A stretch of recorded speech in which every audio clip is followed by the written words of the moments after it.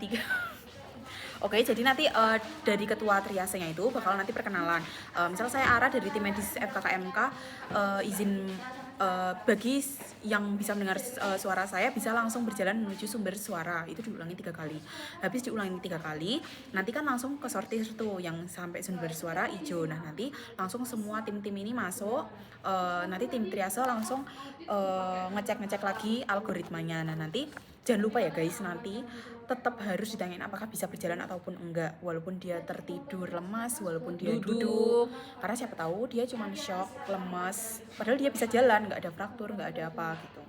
Jadi pokoknya nanti apapun kasusnya kalian dapat saat financial Pokoknya itu tetap dipahami korban tidak apakah bisa berjalan apa enggak. jadi pertama mau triase tanya dulu deh, ada korban nih, pantang ada korban nih, Pak bisa berjalan apa enggak. Kalau misalnya dibilang bisa berjalan tapi butuh dibantu, itu tetap hijau walaupun udah kita kasih aja. bantu gitu ya. Kalau jadi ini kan ada gelang nih, digunain aja buat di jadi besok jangan cuma ditempel di tab gini doang ya. Jadi bener digelangin. Selanjutnya kalau misalkan Mbak bisa berjalan nggak Mbak? Bisa, tapi butuh dibantu. Oke, yang tenang ya Mbak, yang tenang. Nah, nanti jangan lupa teman-teman bisa bantu pakai teknik-teknik mobilisasi yang udah kita pelajari. Nanti dibuka-buka lagi ya teman-teman, kayak apakah dia butuh 1 penolong, 2 penolong, 3 penolong gitu. Terus nanti kan di tiap bantuan itu nanti ada kriterianya, kalau sadar pakai ini, kalau kurang penurunan kesadaran pakai ini gitu. Oke, ini contohnya sekali lagi ya. Sekarang kamu yang ini ya, Ra. Yang ini. Oke, seperti kayak Mbak bisa dengar suara saya? Bisa. Mbak bisa berjalan, Mbak? Oh, enggak. Nggak bisa berjalan ya, Mbak. Baik. Mbak, apakah bernafas? Guys, cut. Aduh, malas edit, guys. Tenang. Sense of emergency, guys.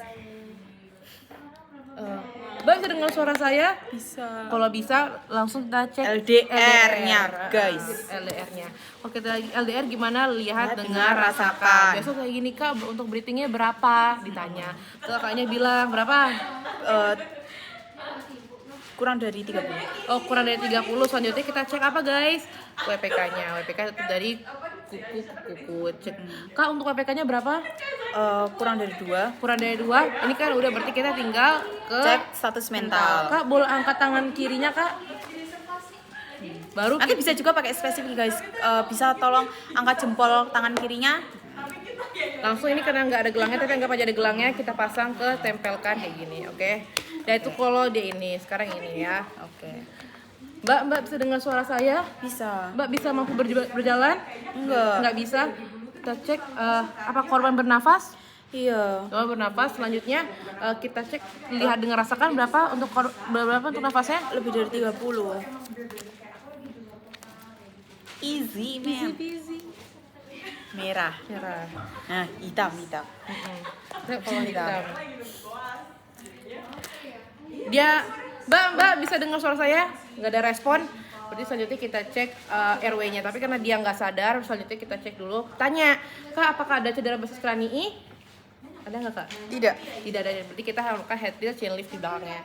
Setelah dibuka, Kak, apakah ada RW-nya, Kak? Apakah ada obstruksi? Tidak ada. Kita cek jalan nafasnya, apa ada pernafasannya? Enggak dong. Iya kan udah dibuka jalan nafasnya, ditanya apakah ada nafas? Enggak ada, berarti selanjutnya langsung Hitam.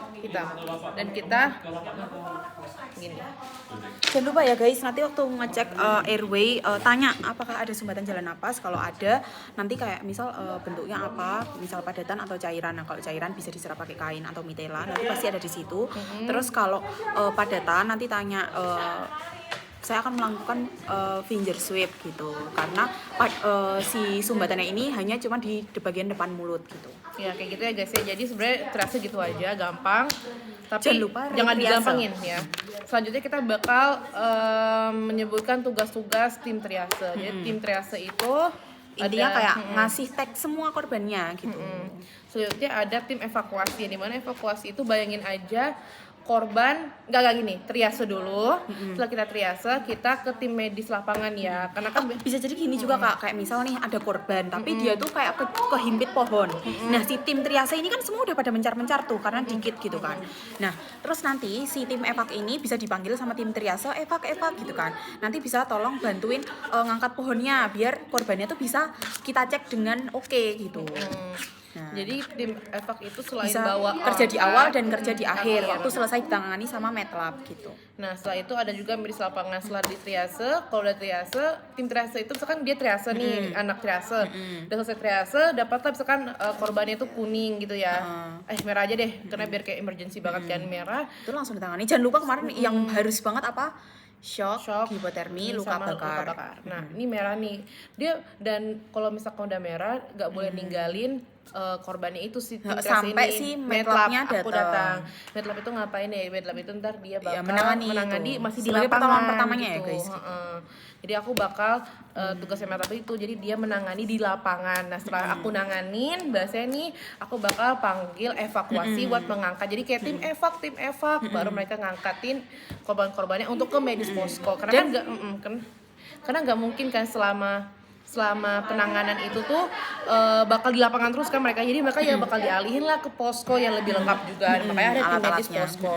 Pokoknya tapi jangan lupa nanti kalau misal evaknya belum datang, bener-bener MATLAB-nya harus standby di situ. Karena Betul. buat ngupdate apakah ada perubahan kondisi walaupun udah ditangani, siapa tahu nanti ada perubahan kondisi, tiba-tiba tagnya jadi hitam atau gimana gitu. Oke, selanjutnya juga ada juga tim humas ya Kak ya. Jadi tim humas itu biasanya itu buat nanganin orang apa sih itu wartawan. Jadi dia tuh terus harus ngitung berapa. ODGJ. Jadi untuk wartawan tuh wartawan kan butuh berita, butuh bayang aja ada Updatean, bencana. ini ada jumlah korbannya berapa, ini tuh di mana, kasusnya apa.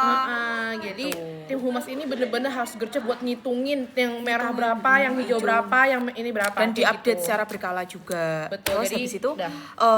kayak kalau misal tadi kayak ada ODGJ ataupun siapapun yang berusaha Mengganggu, masuk, yang berusaha mengganggu selama orang-orang. penanganan itu tadi, itu harus dihalau sama si humas. Jadi misal Humas ODGJ bisa nanti diikat di tiang gitu. betul banget. Tapi jangan lupa kalau ngikat nanti jangan sampai melukai si ODGJ-nya gitu ya. Tapi benar-benar terikat gitu.